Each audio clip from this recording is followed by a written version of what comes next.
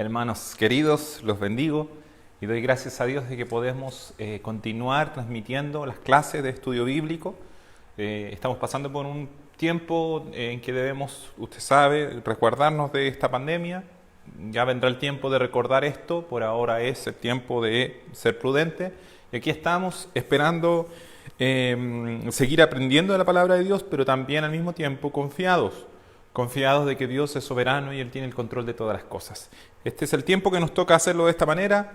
Quisiera tenerlo acá, quisiera que usted estuviera con nosotros, junto a Rodrigo, que me acompaña el día de hoy, fielmente apoyándonos en la transmisión, pero Dios ha permitido que de esta manera continuemos enseñando. Antes de empezar, por supuesto, quiero orar, quiero pedirle al Señor que bendiga su vida, que bendiga nuestra vida como iglesia, que fortalezca a su pueblo en todo lugar, y que podamos el día de hoy gozarnos porque Él es nuestra fortaleza, Él es nuestro gozo, Él es nuestro amparo. Así que incline su rostro ahí donde está y oremos juntos a nuestro Señor. Padre bueno, gracias te doy porque estás con nosotros. Tú eres Dios y no hay otro Dios fuera de ti. Y has querido acercarte a nosotros y tu presencia y tu Espíritu está junto a nosotros por tu amor y tu bondad, por la fidelidad a tus promesas. Porque prometiste que en el nombre de Jesucristo seríamos bendecidos, que en el poderoso nombre de nuestro Salvador podríamos alcanzar tu misericordia. Y te doy gracias, Padre, por estar aquí con nosotros. No somos dignos de tu compañía, mas la gracia que se derramó sobre nuestras vidas en la vida de Jesucristo nos hace dignos de estar delante de ti. Nos hace dignos, Señor, de poder acercarnos a ti confiadamente ante tu trono de gracia para poder ser ayudados, para poder ser socorridos, para poder ser fortalecidos. Yo pido, Padre, que tú fortalezcas a tu pueblo en todo lugar, que fortalezcas a tu iglesia en todo lugar, en medio de este tiempo de pandemia, en medio de este tiempo difícil. En Chile, sobre todo, Dios, te ruego, Dios, que fortalezcas a tus pastores, que fortalezcas a tus ministros, que fortalezcas a cada hermano, Señor, desde el más antiguo hasta el más nuevo en una congregación, desde el más pequeño, Señor, hasta el más grande. Señor, tu gracia sea sobre cada uno, fortaleciéndoles, renovándoles, Señor, y que podamos confiar en ti y buscarte de todo corazón, y que realmente llevemos una comunión contigo, no dependamos de actividades, sino que dependamos de la comunión contigo, que podemos tenerla con libertad por la gracia que encontramos en Jesús. Ayúdanos en esta tarde a predicar tu palabra con fidelidad, a poder enseñar tu verdad y poder ser por ella bendecidos, Señor. En el nombre de Jesús, amén. Bien, el día de hoy vamos a continuar con las clases de los atributos de Dios. Para las personas que por primera vez nos ve, la semana pasada hacíamos un ejemplo. Cuando usted quiere identificar a una persona en medio de una multitud, en medio de mucha gente, pero quiere identificar a una persona en particular, usted empieza a hablar de ciertas características de esta persona. Su estatura, su color de pelo, etcétera, si es hombre o mujer, su sexo en ese caso. Y esas son características que pueden definir a una persona, porque usted quiere distinguirla del resto. Quiere distinguir particularmente a alguien porque su interés está puesto en esa persona. En este caso, nuestro interés está puesto en Dios, en el Dios de la Biblia, en el Dios verdadero. Nosotros hemos dicho que la Biblia es nuestra norma que norma todo, que la Biblia es para nosotros la máxima autoridad y a través de ella queremos conocer a aquel que es Dios y distinguir aquellas características que son mostradas a través de su palabra de nuestro gran Dios. Y hemos ido avanzando en distintas características, o mejor dicho, atributos. Ese es el concepto que nosotros queremos indicar cuando a esto nos referimos. Y hemos avanzado y el día de hoy vamos a analizar 3 atributos más de Dios. Hoy vamos a hablar acerca de la perfección de Dios, que Dios es perfecto según lo que la Biblia nos muestra. Vamos a hablar de la inmutabilidad de Dios, ya les vamos a explicar qué significa ese término, y la grandeza de Dios. Son conceptos que están tomados de la Biblia, es la palabra de Dios la que nos alumbra respecto a Dios mismo. Entonces, vamos ahora a comenzar, vamos a hablar primero de Dios es perfecto y Dios es inmutable. Vamos a hacer nuestro break correspondiente para continuar después con la última clase, que sería Dios es grande. Dios es perfecto. Cuando decimos que Dios es perfecto, lo que estamos diciendo es que Él es completo, que no le falta nada a su persona o a su obra, que en Él no hay deficiencia, no hay algún defecto, no hay algo que tenga que ser agregado o a lo cual Él tenga que llegar. Él no necesita madurar, sino que Él es perfecto. No hay ninguna posibilidad de defecto en Dios. Eso es cuando nosotros hablamos de que Dios es perfecto. La perfección de Dios es algo que la Biblia nos muestra, como estábamos diciendo. No es una idea humana, no es una imaginación humana. No es que algún hombre se imaginó y dijo, me voy a imaginar a Dios. Y se puso a pensar, ¿cómo puede ser Dios? Bueno, Dios va a ser perfecto, porque de hecho, la misma perfección de Dios es una perfección que escapa incluso a nuestra capacidad humana de entenderla. Dios es tan perfecto que nuestra mente imperfecta es incapaz de comprender a cabalidad su perfección. Pero la Biblia nos revela esto, nos enseña que Dios es perfecto. Y al decirlo, esto tiene dos implicancias que tengo aquí anotadas en esta diapositiva. Estamos diciendo que si Dios es perfecto, Dios por tanto no cambia. O sea que Él no puede mejorar ni puede disminuir. Eso está muy relacionado con el siguiente atributo que vamos a ver, que tiene que ver con la inmutabilidad de Dios. Él no va a cambiar. ¿Por qué? Porque Él es perfecto. Y nos asegura que Dios, en segundo lugar, que Dios es digno de nuestra confianza absoluta. Porque Él es perfecto. En Él no hay defectos, en Él no hay fallas, en Él no hay errores y en Él no hay variación. Pues bien, Dios es perfecto. La Biblia así lo dice. Y si Dios es perfecto, además de que Él es perfecto, entonces todo en Él es perfecto. Su obra es perfecta, su voluntad es perfecta y su palabra es perfecta. Y vamos a ir analizando esto como la Biblia lo muestra. La Biblia nos habla que la obra de Dios es perfecta, nos habla que su voluntad y su palabra son perfectas porque Él es perfecto. Su obra es perfecta. Deuteronomio 32, capítulo 32, versículos 3 y 4 dice lo siguiente. Porque el nombre de Jehová proclamaré, engrandeced a nuestro Dios. Él es la roca cuya obra es perfecta, porque todos sus caminos son rectitud, Dios de verdad, y sin ninguna iniquidad en Él, es justo y recto. El nombre de una persona indica mucho respecto a quién es esa persona. Y este versículo parte diciendo, el nombre de Jehová proclamaré. El nombre tiene que ver con las características, con los atributos, como estábamos hablando. El querer diferenciar a una persona de otra. Por eso nos nombramos, por eso tenemos nombres, para poder diferenciarnos del resto. El nombre de Dios, que Dios mismo habla de sí mismo, habla de su perfección, habla de que Él es completo. Recuerda que cuando Él se presenta a Moisés, le dice, yo soy el que soy. Yo soy el que siempre es, el eterno. Y en ese nombre también está implícita la perfección de Dios. Porque no es el que va a ser, el que necesita algo o el que llegó a ser, sino que Él es el que es. O sea, siempre ha sido. Deuteronomio 32:4 dice, Él es la roca. Una roca con mayúscula, que quiere decir que Él es seguro. El concepto de roca no es el de algo inerte o de algo muerto, sino de algo en lo cual usted se puede afirmar y estar firme. Todos construimos nuestras casas sobre rocas para que éstas no sean movidas por temblores. Las casas se deben apoyar sobre algo que sea mayor que ellas para que se pueda mantener. Si no es así, esta casa va a derrumbar. ¿En qué nos podemos afirmar que puede ser más perfecto que nuestro Dios? Por eso dice, Él es la roca, cuya obra es perfecta. ¿Por qué su obra es perfecta? Porque Él es perfecto. Eclesiastés 3, versículo 14 dice, he entendido que todo lo que Dios hace será perpetuo. Perpetuo significa para siempre. Sobre aquello no se añadirá, ni de ello se disminuirá.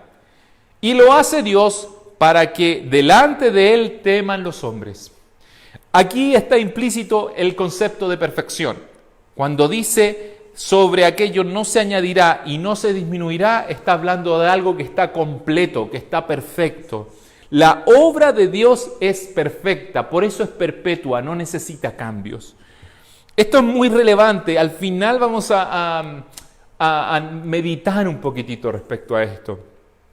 ¿Sabe, mi hermano? Antes de venir para acá, venía meditando en que nosotros ocupamos mucho tiempo a veces de nuestra mente, en nuestra sociedad sobre todo, para pensar en muchas cosas triviales. Ocupamos tiempo para pensar en la ropa que se puso tal artista, para pensar a veces en si un futbolista va o no va para allá, para pensar a veces si la teleserie que van a dar el próximo canal va a ser esta o va a ser esta otra. Ocupamos nuestra mente, nuestro pensamiento en cosas triviales. Démonos el tiempo para pensar en cosas que son eternas, para pensar un poco en Dios. ¿Cuántas veces nos damos el tiempo para meditar en lo trascendental? Vivimos en una sociedad que es superficial, que medita en cosas superficiales, pero nosotros como hijos de Dios no debemos seguir el mismo camino. Nuestra sociedad se adolece precisamente por eso, porque no medita lo trascendental, no medita en las cosas que realmente importan, sino que medita en cosas a veces, en una zapatilla, en cambio de celular, etcétera. Cuando nuestra meditación debería ser más profunda. Bueno, nosotros como hijos de Dios, como personas que han alcanzado luz, debemos cambiar eso si queremos impactar a nuestra sociedad. ¿Y cómo hacerlo? ¿En qué podríamos meditar que sea más hermoso y más tremendo que en nuestro propio Dios? Como dice también la palabra de Dios, el que se gloría, gloríese en esto, en conocerme y entenderme, dice el Señor. Entonces, mientras pensaba en esto, mi hermano, parece muy obvio decir Dios es perfecto, pero ¿hemos realmente meditado en que Dios es perfecto, en lo que significa que Dios sea perfecto? ¿Hemos destinado tiempo para meditar en aquello? De seguro hemos destinado tiempo para otras cosas, insisto, que son triviales. Pero empecemos a hacer el ejercicio, empecemos, entre comillas, a contagiarnos unos a otros, a que nuestra mentalidad sea distinta a la del mundo, a que pensemos en las cosas realmente trascendentales, en las cosas realmente profundas, porque si lo hacemos, entonces vamos a empezar a entender mejor cómo funciona el mundo y vamos a tener una mirada mucho más profunda que la que este mundo tiene, que esa mirada superficial, que ve solamente lo que tiene en el bolsillo, lo que tiene la casa, el auto, tener una mirada un poco más profunda. Vuelvo al texto, porque dice Eclesiastés que Dios hace una obra que es perfecta, porque Él es perfecto. Y esto tiene tremendas implicancias para nosotros, mi hermano. Porque cuando usted dice que Dios está obrando en su corazón, si usted lo dice y realmente Dios está obrando en su corazón, está hablando que el Dios que es perfecto y cuya obra es perfecta está obrando en su vida. Y eso no es menor, eso no es poca cosa. Eso es algo tremendo que nos debería hacer caer en alabanza y adoración ante un Dios que es perfecto. Por eso Filipenses 1:6 dice el apóstol Pablo, estando persuadido de esto, que el que comenzó la buena obra en vosotros la buena obra, la perfeccionará hasta el fin, hasta el día de Jesucristo. Pablo dice, mi Dios es perfecto, y si Él comenzó una obra en ustedes, Él no la va a abandonar, porque Él no es alguien que deja cosas imperfectas, porque Él hace las cosas según su carácter. Él la va a perfeccionar en el sentido no que necesite ser mejorada, sino en el sentido de que Él no abandona la obra que hace en el corazón de aquel que Él escoge. Y Él va a hacer que usted y yo seamos un día semejantes a Jesucristo, el hombre perfecto, porque la obra de Dios es perfecta. Mire qué maravillosa esperanza que tenemos, como hablábamos un poco el martes también. Debemos meditar en esto, debemos pensar un poco. A veces con mucha liviandad decimos, Dios está obrando en mi corazón. Ok, Dios puede estar obrando en su corazón y gloria a Dios por eso. Pero si Dios está obrando, la obra que está haciendo en ustedes es una obra perfecta. Es una obra que va a culminar en la gloria misma de Jesucristo. Y eso debería hacer que nosotros meditáramos mucho más y alabáramos al Señor por esto. La voluntad de Dios es perfecta. Romanos 12:2, un versículo muy conocido, Dice, no os conforméis a este siglo, un poco lo que estoy diciendo, no pensemos como este siglo, no tengamos la mente de la gente de este tiempo, sino transfórmense, transformaos ¿cómo? Por medio de la renovación de vuestro entendimiento, que entendamos las cosas diferentes, para que comprobéis cuál sea la buena voluntad de Dios, agradable y perfecta. Y esto es muy importante, ¿por qué? Porque la voluntad de Dios, la palabra buena, que se refiere a lo que es excelente, a lo que es honorable y agradable, a lo que es útil, algo que me beneficia. La voluntad de Dios dice la buena voluntad de Dios, porque la voluntad de Dios es buena. Quiere decir que es excelente, que es agradable, que va a beneficiarme, que va a promover un bienestar espiritual. Es agradable y es perfecta. La palabra perfecta se refiere a que es completa, no le falta nada. Y esto tiene implicancias tremendas para nuestra salvación, porque nosotros creemos en que la salvación es por medio de la obra consumada de Jesucristo. Lo que hizo el Hijo de Dios en la cruz es suficiente y es completo para salvar a todo aquel que Él quiere salvar. Para que los que creen en su nombre alcancen salvación eterna. Porque la obra que Dios hace es una obra perfecta. Por esto el Señor nos enseña a orar así, mi hermano. Vosotros pues oraréis así: Padre nuestro que estás en los cielos, santificado sea tu nombre.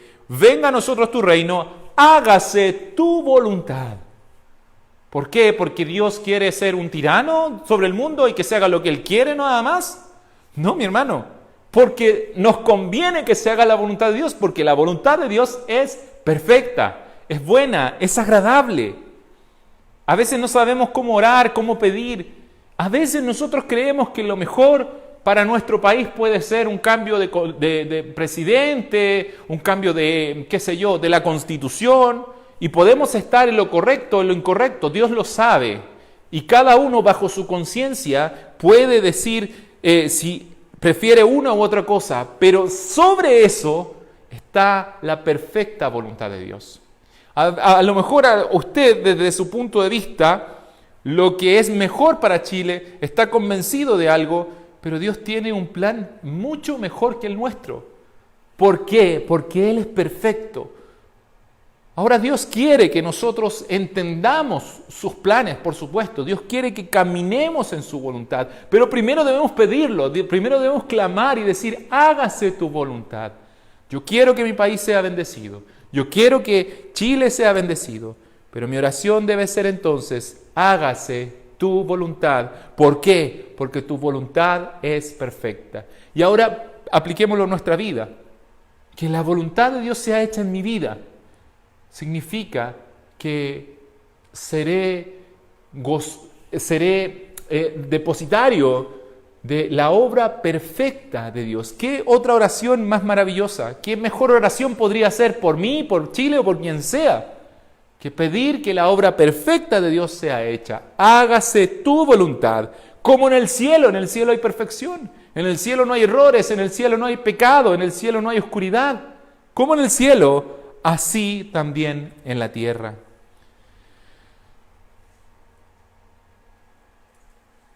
Por eso, el saber que la voluntad de Dios es perfecta debe motivarnos a querer hacer la voluntad de Dios con gozo, con alegría.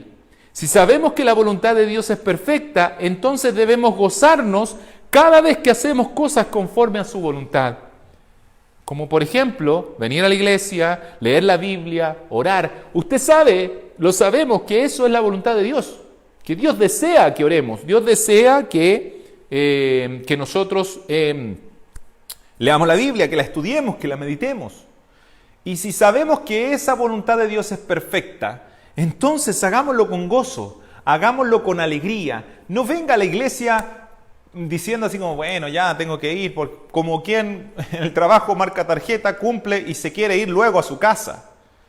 No vengas así. Venga con gozo, venga con alegría. Como dice el salmista, yo me alegré con los que me decían, a la casa del Señor iremos. Yo me gocé con aquellos que querían estar en la presencia de Dios, porque la voluntad de Dios es perfecta, es lo que necesitamos. Mire lo que dice el Salmo 48. El hacer tu voluntad, Dios mío, me ha agradado, y tu ley está en medio de mi corazón. Hay un anhelo por la voluntad de Dios. ¿Por qué? Porque la voluntad de Dios es lo mejor que pueda pasar en nuestra vida. Debe ser para nosotros un deleite leer la Biblia, un gozo leer la Biblia, un gozo reunirnos, cantar, un gozo, incluso ofrendar. ¿Pero por qué? Porque si es la voluntad de Dios, entonces es lo mejor que puede ser para nuestras vidas. Efesios 6:6 dice, no sirviendo al ojo como los que quieren agradar a los hombres, sino como siervos de Cristo de corazón, haciendo la voluntad de Dios. Esto es lo que quiere Dios, que lo conozcamos. Como decía, la Biblia dice que si alguien va a gloriarse, gloríese en esto, en conocerle, en conocer a Dios. Y nuestro Dios es perfecto. Si nuestro Dios es perfecto, hacer su voluntad entonces es un deleite, es un beneficio para mi vida, es un gozo para mi vida. ¿Qué mejor que hacerlo perfecto? ¿Quiere que su vida ande bien? ¿Quiere que su vida sea prosperado, sea bendecido? Busque hacer lo bueno, seamos un pueblo celoso de buenas obras, como hablábamos también el día martes. Busquemos hacer la voluntad de Dios porque no solo porque me conviene, sino porque sé que la voluntad de Dios es agradable y perfecta. Entonces buscaré conocerle, buscaré meditar en su palabra, buscaré orar, buscaré estar en comunión con el Señor. Jesucristo es nuestro ejemplo. Y mire lo que dijo el Señor. Jesús les dijo, mi comida es que haga la voluntad del que me envió y que acabe su obra. Lo que lo llenaba a Jesús, lo que lo satisfacía, podemos decirlo, era hacer la voluntad del que lo envió. Lo que lo sustentaba, porque él dice mi comida. Esto está en el contexto de la conversación con la mujer samaritana, donde los discípulos le llevan almuerzo y comida, y él dice, tengo que hacer la voluntad de Dios, eso es mi comida, ese es mi almuerzo. Y él prefiere dejar su almuerzo por ir y predicar. Pero lo que vemos en este pasaje es que Jesucristo dice, lo que a mí me llena, lo que a mí me satisface, es hacer la voluntad de Dios. Le pregunto a usted, ¿le satisface a usted hacer la voluntad de Dios? ¿Nos satisface realmente o estamos aún hambrientos y sedientos porque buscamos satisfacernos en las cosas de este mundo? Buscamos satisfacernos en tener aquello, en lograr aquello otro. Hacer la voluntad de Dios me ha agradado. Hacer tu voluntad me ha agradado, oh Dios. No quieres sacrificios, no quieres ofrendas que son externas. Lo que Dios busca es un corazón contrito y humillado. Lo que busca es un corazón que anhele hacer su voluntad.